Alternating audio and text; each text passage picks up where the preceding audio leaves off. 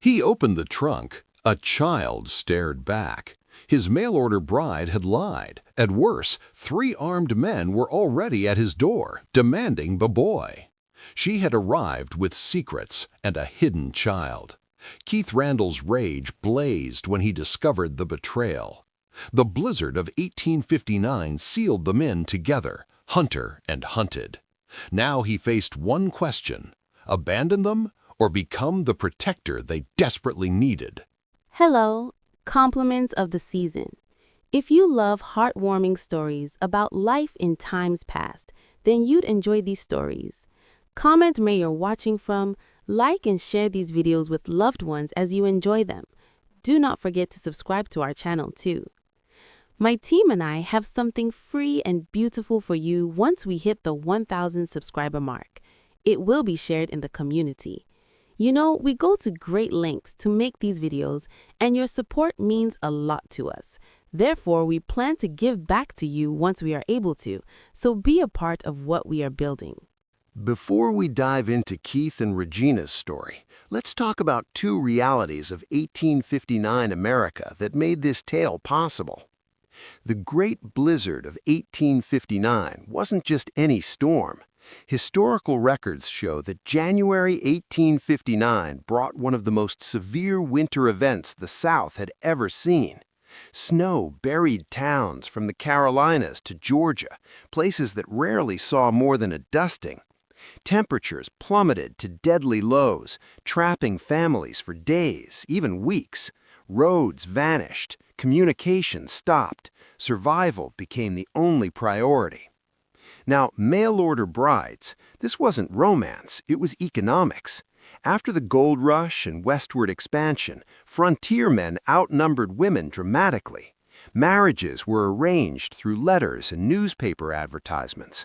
Women fleeing poverty, abuse, or scandal saw it as their only escape. Men needed help running homesteads. Both sides took enormous risks, marrying complete strangers based on written promises that were often exaggerated or outright lies. What made these arrangements dangerous? No background checks, no legal protections. A woman could arrive to find her husband was violent, destitute, or already married. A man might discover his bride brought secrets, deaths, children, or dangerous pasts. Keith and Regina's story sits at the intersection of these 2 harsh realities, a marriage built on necessity and a storm that forced truth to surface. Now let's see what happened when regret met survival and strangers became something more. The cold came to Raleigh County like a predator in January of 1859. Not the familiar southern winter chill, but something arctic, something that bit through wool and wood alike. Keith Randall stood in the doorway of his ranch house, arms crossed, watching Boyd Tucker's wagon crawl up the frozen dirt road. His mail-order bride. 3 weeks of waiting, and now she was here. The woman who stepped down moved like something hunted. Her eyes darted left, right, never settling. Regina Hall. That was the name on the letters, written in careful, educated script. But the woman before him clutched a large woven basket to her chest like it contained her very soul, and her face carried the kind of fear that came from running, not traveling. "That all your belongings?" Keith asked, nodding toward the single trunk Boyd was unloading. "Yes," she said. Her voice was steady, but her hands trembled against the basket. A lie. He could taste it in the air between them. Boyd Tucker, the station master, shot Keith a look that said trouble, but he kept his mouth shut. Smart man. "Storm's coming," Boyd muttered, glancing at the darkening sky. "Bigger than anything I've seen. You 2 best get inside." He tipped his hat and climbed back onto his wagon, leaving faster than courtesy allowed. Keith turned his attention back to Regina.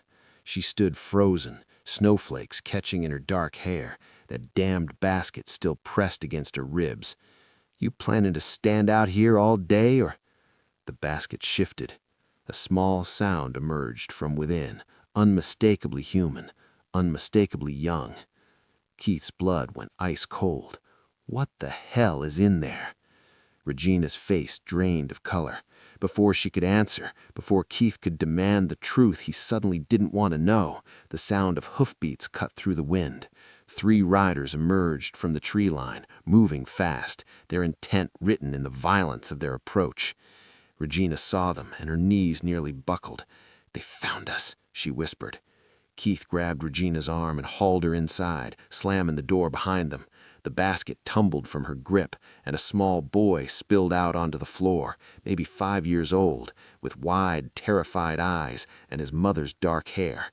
The child scrambled backward until he hit the wall, trembling. "Start talking," Keith growled, rolting the bolt across the door. "Right now." Regina's composure shattered. "His name is Daniel. He's my son. I couldn't tell you. You never would have—" "Damn right I wouldn't have." Keith's fury burned white-hot. "You lied about everything." "I had no choice." Her voice cracked, desperate. "My husband, Thomas Hall, he died 6 months ago. His family, they want Daniel. They'll take him from me, kill him if they have to. There's money involved, inheritance, a shipping fortune in Charleston. Thomas's brother Clayton, he'll do anything." Fists hammered against the door, shaking the frame. A voice cut through, cold and educated. "Mrs. Hall, we know the boy's inside. Send him out. This doesn't have to concern you, Randall."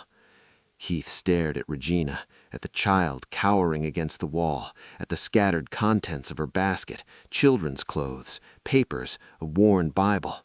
Outside, the wind howled, and snow fell in thick, suffocating sheets. "Please," Regina whispered, pulling documents from her dress. "These are his birth papers, our marriage certificate, proof he's legitimate. Clayton wants to declare him a bastard, take everything. He had Thomas killed, I know he did. Poison, made it look like his heart just stopped." Her hands shook as she thrust the papers at Keith. "I had nowhere else to go, no one else who could—" The pounding came again, harder. "Randall, don't make this difficult. The law's on our side. Hand over the boy, walk away clean." Keith looked at the door, at Regina's tear-streaked face, at Daniel, small and shaking and utterly defenseless. He made his choice. "This is my wife," Keith shouted through the wood. "That's my stepson. You're trespassing on my land." Silence, then laughter, sharp and cruel. "So be it, Randall. So be it." Night fell like a hammer. The blizzard intensified, wind screaming against the walls, snow piling against the windows until the world outside disappeared into white chaos. Keith moved through the house methodically, boarding windows, checking ammunition, his jaw set in grim determination. Regina worked beside him, silent and efficient, while Daniel huddled near the fireplace, clutching a wooden toy horse. Outside, shadows moved through the storm. Vickers and his men circled the property like wolves, testing for weakness, looking for a way in. "How long can we hold them?" Regina asked quietly, handing Keith another board. "Long as we have to." He hammered a nail with more force than necessary. "Storm this bad, they can't do much either. We're all trapped."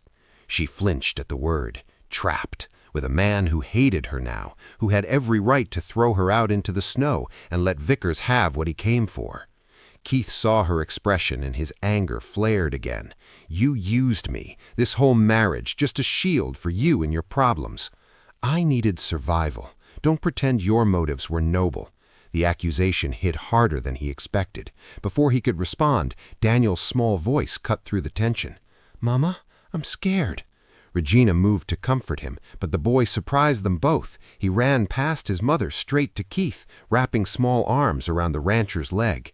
Keith stood frozen, staring down at the child, clinging to him, seeking protection from a stranger who owed him nothing. Something cracked in Keith's chest, small, barely noticeable, like the first thaw after a long winter. Outside, a screeping sound echoed from above, the roof. Vickers had found his entry point, and the snow-laden structure groaned under new weight. Keith's hand dropped to Daniel's head, protective without thinking. "Get away from the windows, both of you, now. If this grips you, if you want to see how Keith protects a family that isn't his, subscribe and stay with us." The pre-dawn cold was merciless. Keith sat awake, rifle across his lap, watching the ceiling for movement. Regina dozed fitfully beside Daniel near the fire, her hand never leaving the knife Keith had given her. The scraping sounds from the roof had stopped an hour ago, replaced with a silence more threatening than noise. Then the world exploded inward. Timber cracked with a sound like gunfire. A section of the roof collapsed in a shower of snow and splintered wood. Gideon Moss dropped through the opening, landing hard but rolling to his feet with a pistol already drawn. The man was massive, scarred, and his eyes held the emptiness of someone who killed for wages. Keith fired, missed. Moss dove behind the overturned table. Regina screamed, shoving Daniel toward the back room, but the boy froze in terror. Moss lunged. Keith met him head-on, and they crashed into the wall in a tangle of fists and fury. The gun skittered away. Keith was strong, ranch-hardened, but Moss fought dirty, driving a knee into Keith's injured ribs, fingers clawing for his eyes. Regina saw the knife on the floor. She moved without thinking, scooping it up, as Moss threw Keith aside and reached for Daniel. She put herself between them, blade raised, and something in her face made Moss hesitate.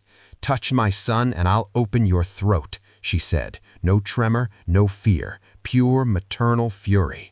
Moss laughed, but Keith was already moving. He tackled him from behind, drove him face first into the floor, wrenched his arm back until something popped. Moss screamed. "Move and I break it clean off," Keith panted. From outside, Vickers' voice rang clear. "Send out Moss and the boy, Randall, or I burn you out." Keith looked at the hole in his roof, at the snow pouring in, at Moss bleeding on his floor, at Regina transformed from frightened widow into something fierce and unbreakable, at Daniel watching everything with eyes too old for his age. "We've got your man," Keith shouted back, "and if you light that fire, he dies first." Stalemate. But in the silence that followed, Keith understood they were all prisoners now. Day 3. The storm showed no mercy. Snow had buried the lower windows completely, turning the homestead into a tomb of white. Supplies dwindled. 4 people breathing the same air, eating the same shrinking rations, locked in a dance of survival and suspicion. Moss lay near the stove, hands bound, shoulder dislocated and crudely set. Fever had taken hold, and in his delirium he talked. "Poison," he muttered, eyes glassy. "Clayton put it in Thomas's whiskey, made it look natural. Heart failure, the doctor said. Easy money for a signature." Regina's hands stilled over the broth she was preparing. Keith watched her face go pale. "Forged the guardianship papers too," Moss continued, half-conscious. "Judge in Charleston owed Clayton favors, gambling debts. Whole thing's legal on paper, rotten underneath." "Why tell us this?" Keith demanded. Moss laughed weakly. "I'm dead either way. Vickers doesn't leave witnesses. At least you'll know what you're fighting." Regina brought the broth anyway, spooned it carefully into their prisoner's mouth. Keith watched her hands, the same hands that had wielded a knife hours ago, now offering mercy. She tended their enemy with the same care she showed Daniel. "You didn't have to lie," Keith said quietly when Daniel was asleep, "about being alone, about what you were running from." "Would you have married me if I'd told the truth?" Her voice carried no accusation, only exhaustion. "A widow with a child and murderers hunting us? You wanted simple, Keith. I couldn't give you that." He studied her in the firelight, the worn dress, the calloused hands, the steel in her spine that he'd mistaken for weakness. "You're stronger than I gave you credit for. I'm a mother. Strength isn't optional." Outside, Vickers shouted through the walls. "Last offer, Randall. The boy for your freedom. Courts will side with me. Legal papers. Judge's signature. You can't win this." Keith looked at Regina, at Daniel sleeping, at the life he'd never planned for. "Courts can be fought," he said, and meant it. "I'm not giving up your son." Her eyes filled with tears. "Why?" "Because he's starting to feel like mine." Midnight of day 4, Moss's fever had broken. The man sat propped against the wall, watching them with calculating eyes, recovering faster than Keith liked. Outside, the temperature had dropped to something inhuman, the kind of cold that killed in minutes. Vickers was running out of time and patience. The attack came without warning, a coordinated assault. Vickers and Frank Dalton hit the weakened roof section simultaneously, their combined weight added to days of accumulated snow.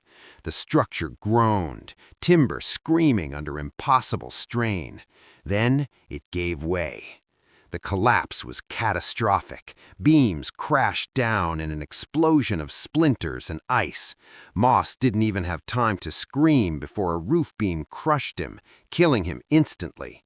Keith dove to shield Daniel, but a falling timber caught his leg, pinning him to the floor. Pain, white-hot and blinding, shot through him. Through the chaos and swirling snow, Clayton Vickers dropped into the room. He was lean, well-dressed even in the storm, with eyes that calculated profit in every breath. Behind him, Frank Dalton landed heavily, pistol drawn but his expression uncertain. Vickers saw Daniel and moved fast, yanking the boy up by his arm.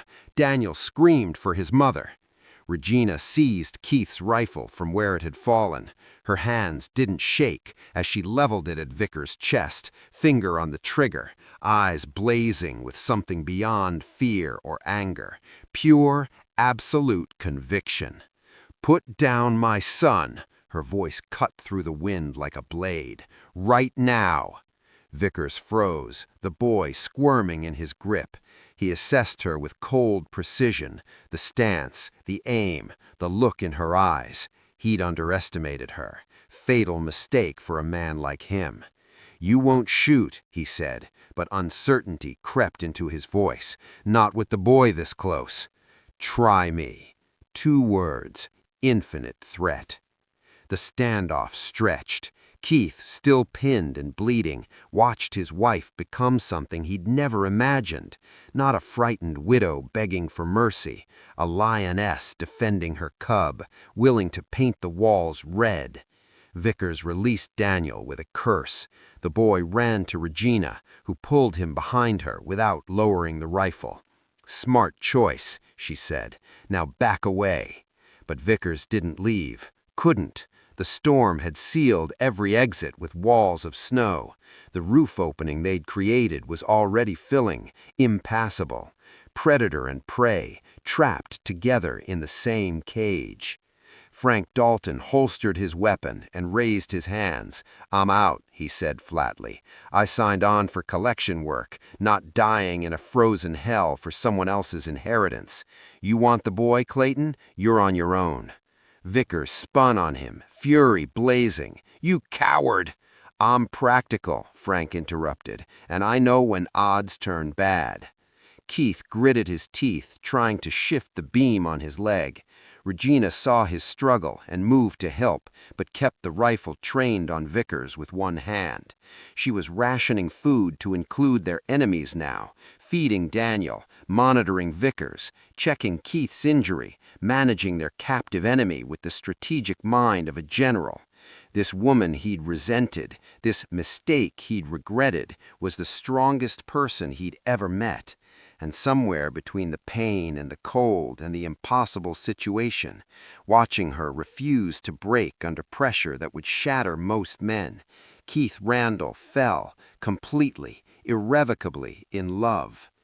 If you're gripped by Regina's strength and Keith's transformation, subscribe to see how love is forged in the harshest storms. Day 5. The food was nearly gone. Moss's frozen corpse lay in the corner, a grim monument to how quickly death came in this cold. The storm still raged, but weaker now, as if even nature was exhausted. Vickers sat across the room, patient as a snake. He'd been waiting for this moment. "You fought well, Randall. Mrs. Hall, too. Admirable, truly." He reached into his coat and produced a leather folder, unfolding documents with theatrical precision. But courage doesn't trump law.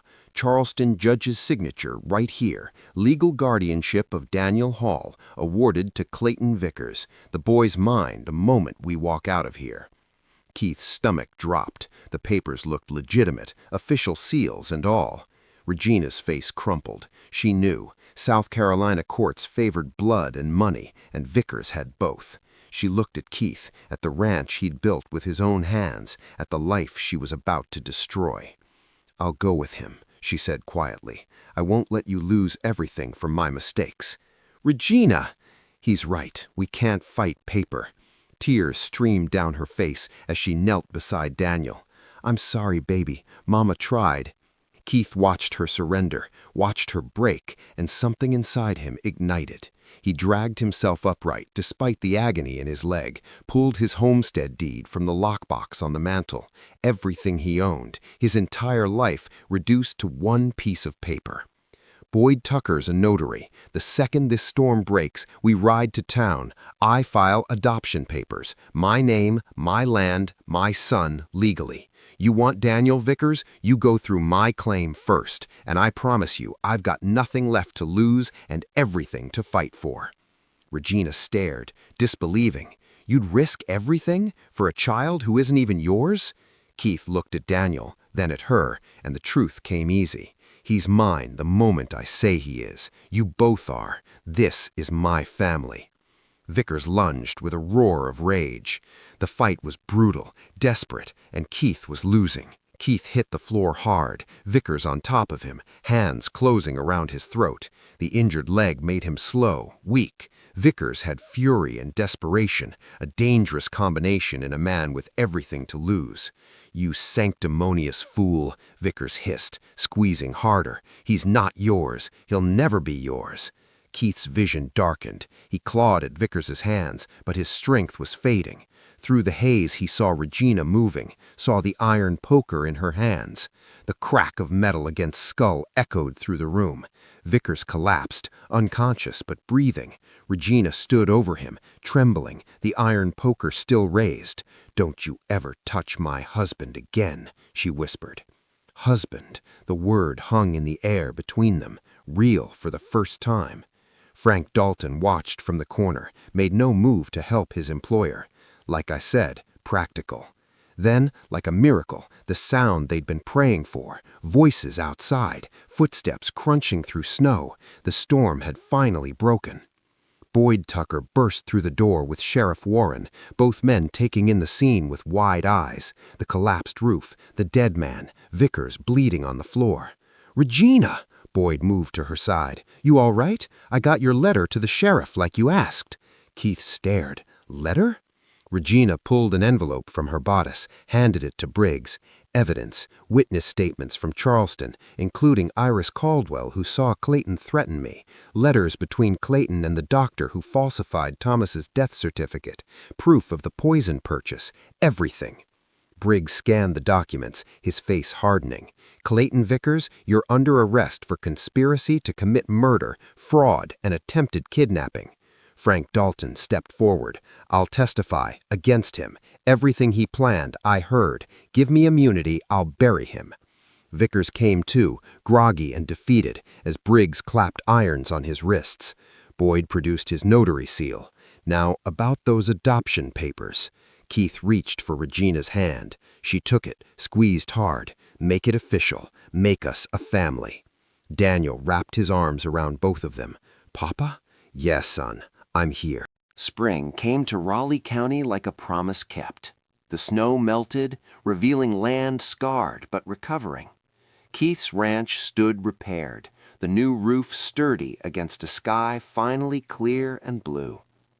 Keith and Daniel worked side by side, hammering the last boards into place. The boy had grown in 3 months, less fearful, more certain. He handed his father nails with the easy rhythm of practice. "Papa, is it straight?" Daniel asked. Keith ruffled his hair.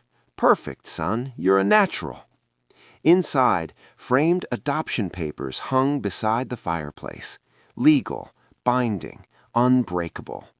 Daniel Randall.